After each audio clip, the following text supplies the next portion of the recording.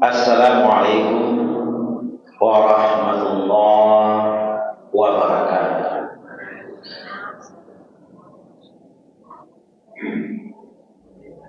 Alhamdulillahirabbil alamin.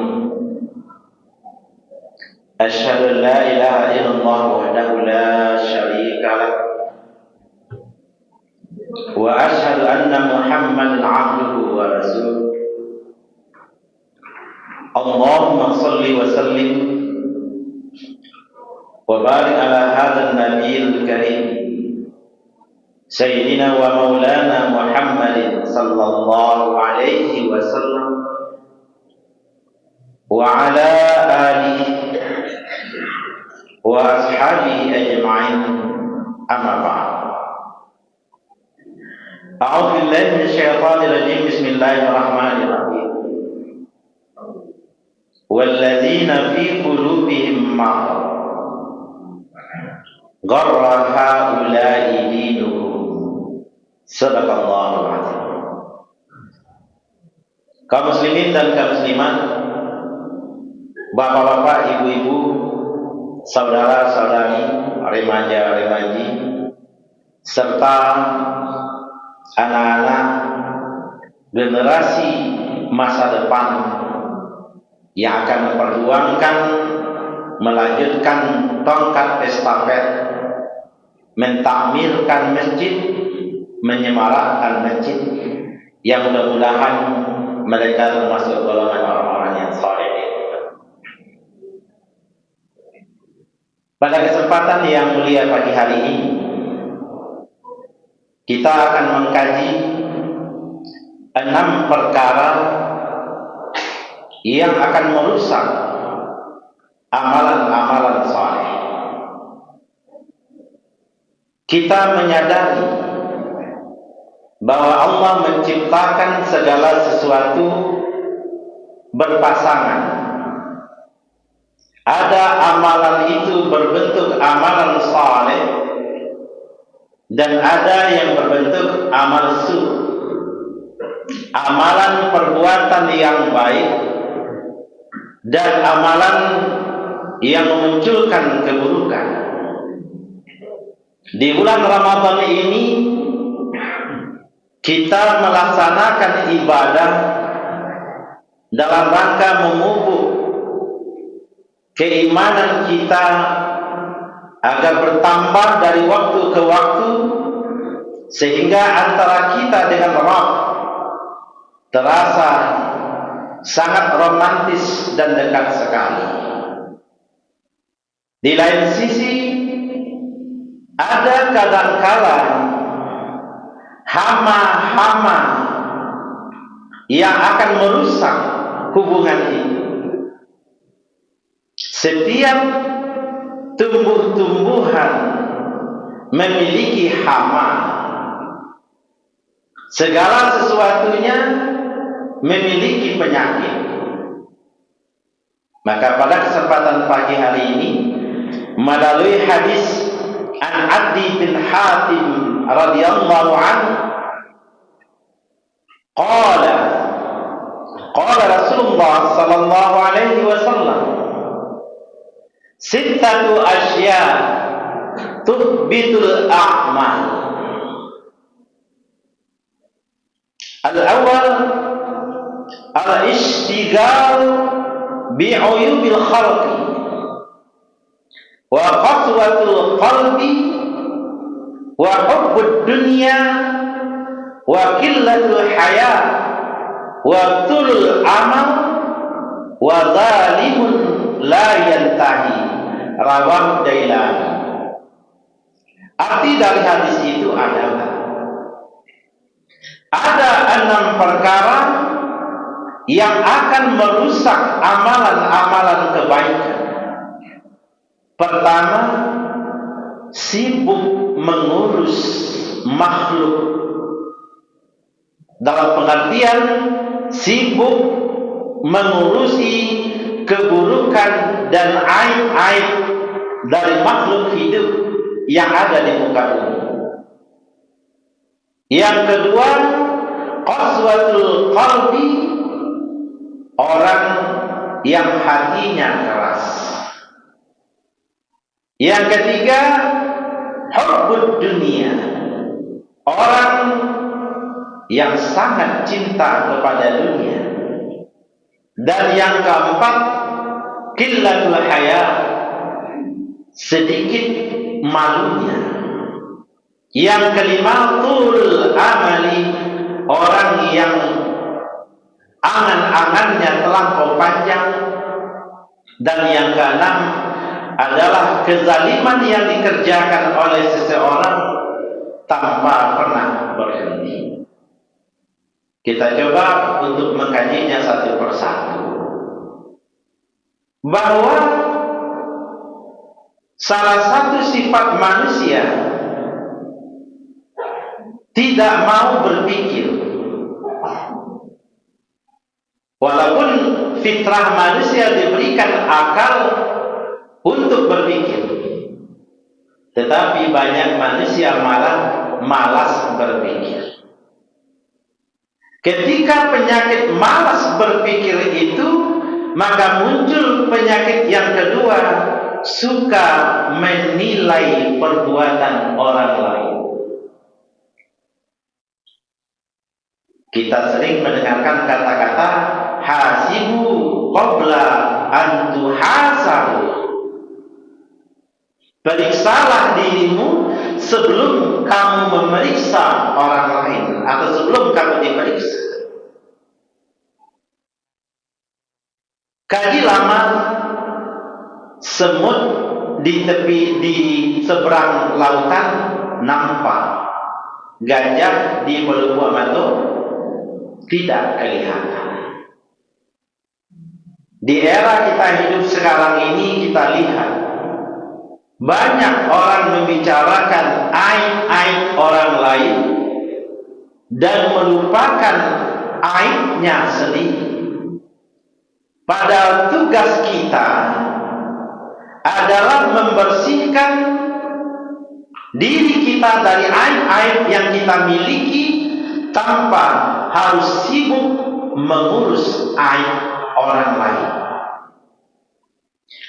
Setiap kita punya aib. Atas nama manusia pasti punya aib.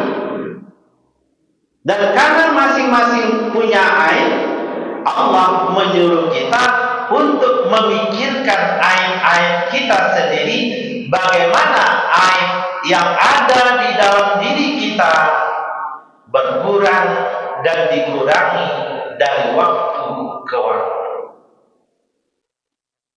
Mengurusi aib orang lain mengakibatkan amalan kita menjadi rusak. Kadang ketika sholat, yang dipikirkan bukan Allah, yang dipikirkan bukan apa yang dibaca, tapi yang dipikirkan orang lain yang pernah kita lihat, lalu kita pikirkan ketika sholat. Itu artinya sholat kita tidak khusyuk, memikirkan aib orang lain. Dan perlu kita catat bersama bahwa sibuk mengurus aib orang lain itu bagian daripada dosa besar. A'udzubillahi minasyaitonir rajim. Bismillahirrahmanirrahim. Ya ayyuhalladzina amanu ijtanibu katsiran minadh-dhann.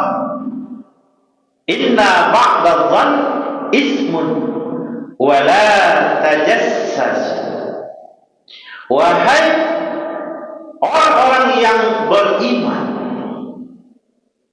jauhilah kebanyakan dari prasangka, berburuk sangka. Inna ba'da dhanni, sesungguhnya sebagian besar dari prasangka itu ismun. Jadi mutlak ayat ini menyatakan bahwa berburuk sangka itu adalah dosa. Tidak menggunakan bahasa samar-samar siapa tahu berdosa, tidak, tapi langsung diterjemahkan inna ba'dadh-dhanni ismun. Sesungguhnya sebagian dari zon, di sini ada ismu inna, khabar innanya menjelaskan dengan lantang secara mutlak bahwa orang yang banyak berburuk sangka itu memiliki dosa. Wala tajassasu, muncul larangan, jangan menjadi jasus. Jasus itu kalau bahasa Jawa mengawas-awasi perbuatan orang lain. Ada orang berbuat, awak awasi, awak cari-cari keburukannya. Ayat menggunakan fi'lun nahi, melarang jangan menjadi orang yang suka mencari-cari kesalahan orang. Dalam hadis juga dikatakan kullu bani Adam khata. Sesungguhnya setiap anak cucu Adam mengalami kesalahan atau berbuat kesalahan. Tetapi dinyatakan sebaik-baik orang yang berbuat kesalahan adalah orang yang bertaubat. Mari kita bertobat. Kalau ada mungkin punya kebiasaan pernah mencoba untuk melakukan perbuatan sibuk mengurus aib orang lain. Yang kedua, qaswatul qalbi, karet hati. Mengaji baca Al-Quran lain, tapi tidak berpengaruh kepada kehidupannya. Membaca hadis Nabi lain, tapi tidak berpengaruh kepada caranya berbicara, caranya berbuat, caranya bersopan santun. Mendengarkan pengajian sering, tetapi lebih cenderung untuk tidak menjalankan apa yang dia baca, apa yang dia dengar, apa yang dia rasakan. Itu disebabkan oleh qaswatil qalbi, hati yang keras karena merasa hanya dirinya yang baik. Sampai ada Imam Ghazali mengatakan, orang yang tidak mau mendengarkan nasihat orang lain, maka sebenarnya sudah menyatakan dirinya sombong.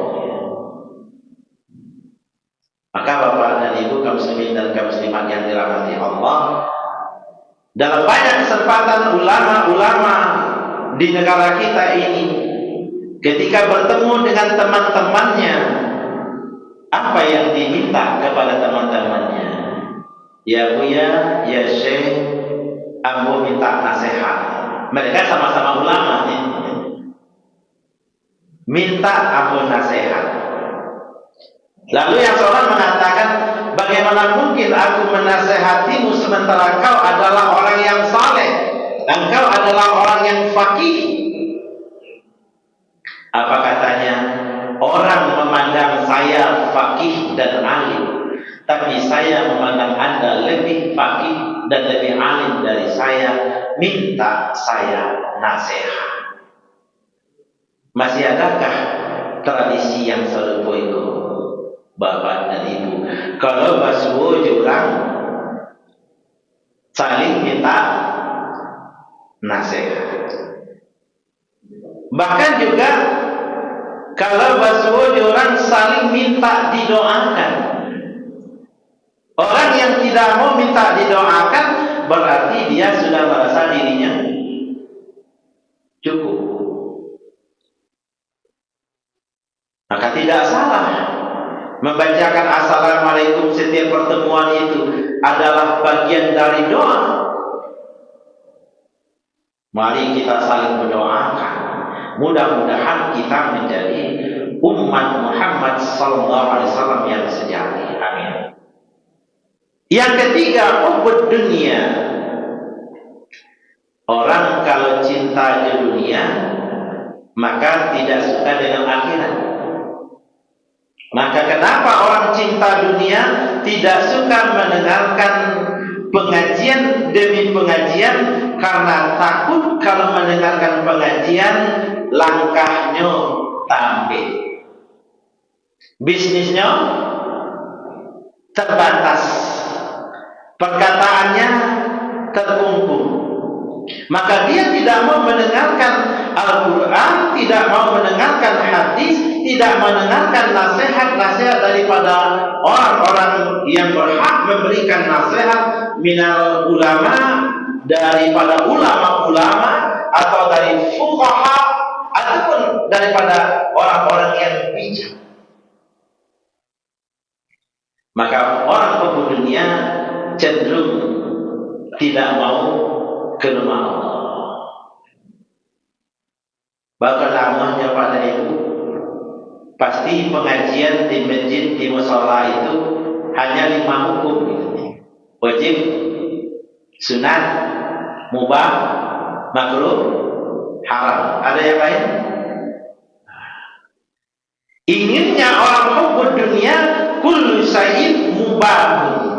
Orang yang cinta dunia inginnya hukum itu hanya satu. Itu boleh satu Allahnya. Nah, elok boleh, yang haram boleh. Itu inginnya orang hukum dunia.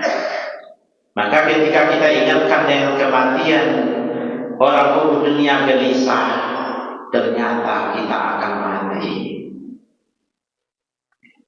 Dalam surat Asy-Syura ayat 20 Allah berfirman, "Man kana yuridu harsal akhirah nazid lahu fi harsihi wa man kana yuridu harsad dunya nu'tihi minha wa ma lahu fil akhirati min nasib."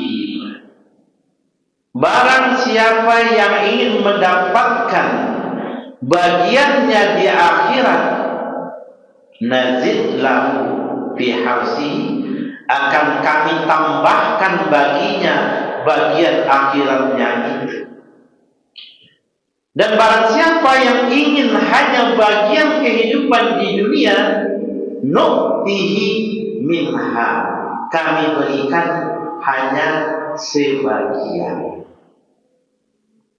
Nah, itulah Bapak dan Ibu, sagadang tu dunia nan talo uang makan baranya. Bu, sapi dia begini. Sebanyak kuah ia di dunia, bara talo uang minum. Sebanyak ke pemandangan di dunia, bara yang bisa awak calian. Lada wak yang kalian dunia sudut-sudut.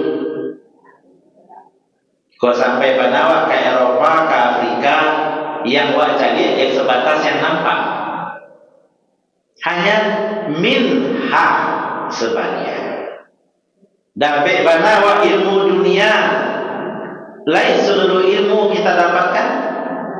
Santian wak ilmu matematik, lain hebat wak dalam ilmu bahasa Indonesia. Itu kan dunia. Santian wak dalam ilmu perdagangan, lain pandai wak dalam ilmu kimia. Dia hanya sebagian. Kau punya tanah banawak, punya parak banawak, lain sekadang bumi kau punya. Tidak. Pas meninggal banawak, tanah wak lain sekadang masjid kau. Yang untuk awak pada gadangnya. Kan sebagian minha. Ada yang tak punya cita-cita kok meninggal, mau ustaz rumah aku sekarang masjid, kuburan aku sekarang masjid, boleh? Tidak, hanya minha. Bahkan kalau Bapak Ibu sempat ke Baduy luar, orang kalau meninggal di situ dikuburkan seminggu. Lai ada tanah balabihan. Lewat dari 1 minggu, tanah tadi didatarkan digunakan untuk kepala. pribadi itu tidak nampak di mata kuburan. Dewa alhamdulillahnya sebagai umat Islam Allah meninggal awak dan bagian awak tetap aduh sampai orang kalewat bana dari kuburan awak lain boleh diam-diam saja. Yang baca kalau lewat kuburan tu masjidnya membaca salam artinya ada bid'ah. Tapi ketika Allah berikan akhirat, Allah berikan seluruhnya. Ketika meminta dunia hanya sebagian. Tetapi orang yang sibuk dengan dunia, Allah tidak berikan nasib bagiannya untuk di akhirat. Nan ka'ampe killatul haya. Orang yang sakete malunya. Al-haya wal iman qarana jami'an. Idza rufi'a ahaduhuma rufi'a al-akhar. Hadis diriwayatkan oleh Abu Mu'ayyid. Antara malu dan iman itu ibarat piti. Piti tahu ya? Piti itu bara gambarnya. Gambarnya kan muka belakang. Hilang cie gambarnya. Lain bisa jawab gunakan untuk belajar. Tidak. Ini Abu Nu'aym menyatakan dari Ibnu Umar bahwa malu dan iman bagaikan harganya uang, dia tidak bisa dipisahkan. Idza rufi'a ahaduhuma, apabila lenyap salah satunya, rufi'a al-akhar, maka lenyap juga yang lainnya. Coba kalau dicari bakal di zaman kini Ustaz. Malu itu banana kurang. Kalau malu kurang berarti iman kurang. Kalau iman kurang, bagaimana resiko untuk masuk surga? Karena syarat masuk surga itu Allahumma ja'alna bil imani kamilin. Doa kami tarawih kan demikian. Ya Allah, jadikanlah keimanan itu menjadi lengkap bagi kehidupan kita. Dalam hadis yang lain, al-hayatu zinatu, malu itu adalah perhiasan umat ini. Wattuqa karamun, takwa itu adalah kemuliaan umat ini. Wa khairul markabi as-sabr, sebaik-baik kendaraan kita dalam menjalankan kehidupan di muka bumi ini adalah sabar. Wantizarul farji minallah azza wa jalla ibadatun, menunggu jalan keluar dari Allah subhanahu wa ta'ala bagian daripada ibadah. Jadi al-haya, malu itu mestinya adalah perhiasan kita. Dalam hadis yang lain diriwayatkan oleh Ibnu Majah, inna likulli dinin khuluqan wa inna khuluqal islami al-haya. Sesungguhnya setiap agama memiliki akhlak spesial atau disebut dengan spesialisasi. Setiap umat itu ada ciri khasnya. Lalu bagaimana dengan umat Islam? Maka dinyatakan khuluqul Islam, bahwa akhlak orang yang betul-betul Islam itu haya, memiliki rasa malu. Kaum muslimin dan kaum muslimat yang dirahmati Allah Subhanahu wa taala. Yang kelima, tulul amal, orang yang panjang angan-angan. Sampai Ali bin Abi Thalib dalam salah satu ungkapan menyatakan, "Man talabal jannata bila amalin dzanbun minaz zunubi."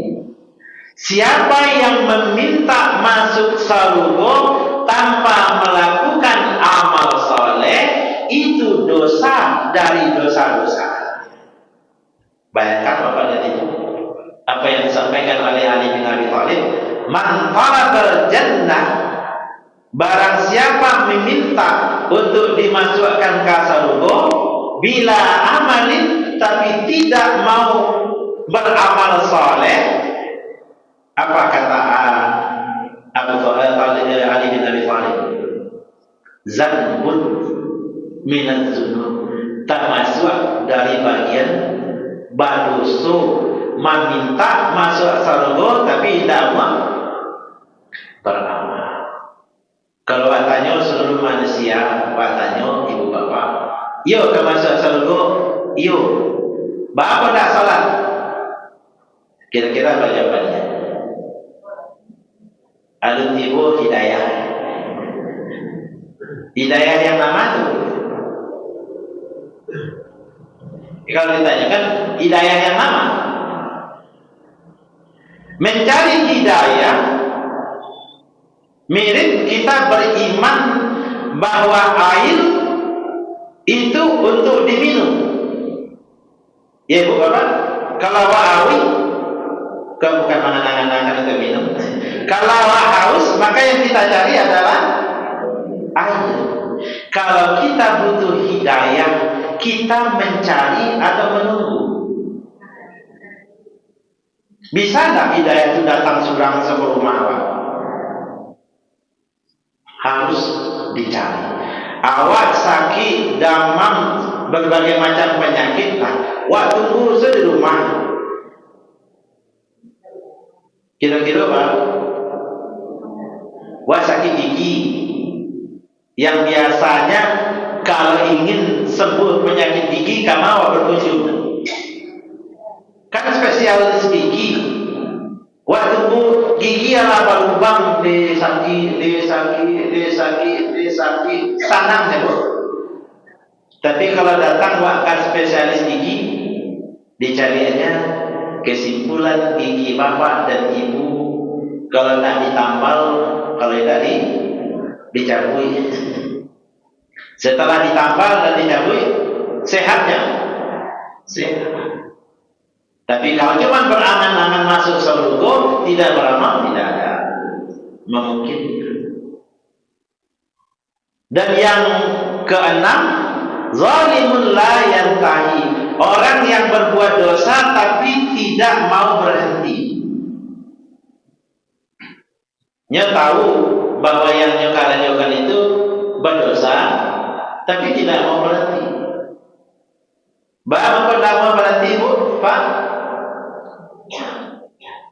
Biasanya orang kalau sudah terjebak dalam satu situasi, dijadikan kebiasaan, maka dia sulit keluar dari itu. Contoh, awak di Nagari Wako kalau makan mesti nasi. Kalau diganti makan awak pakai katupe, lekanya bapak tak.